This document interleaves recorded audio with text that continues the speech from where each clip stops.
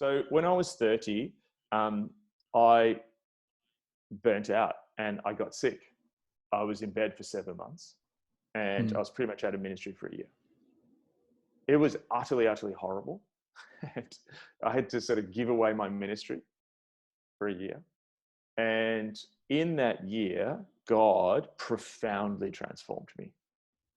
And I learned that it's not about who I am, it's about who He is. I can only know who I am through who He is. It's not about what I do, it's about what He's doing in me.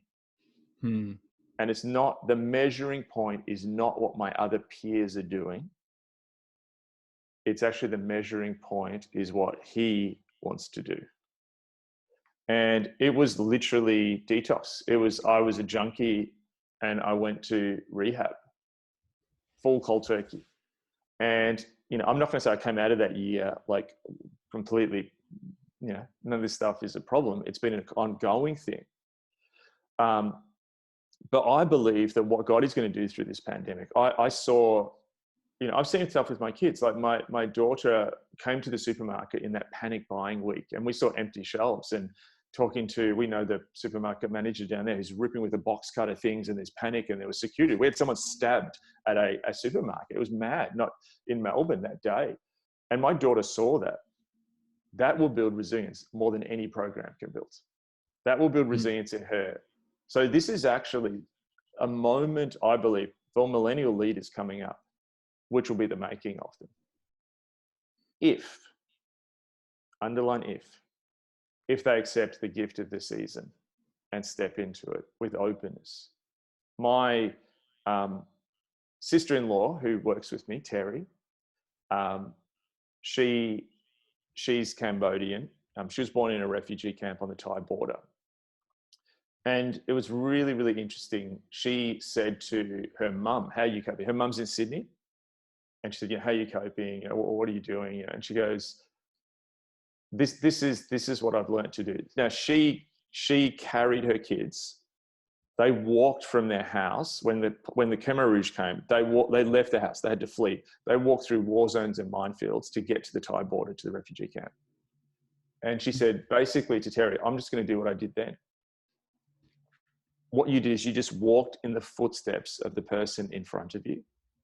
So you knew not to walk through a minefield.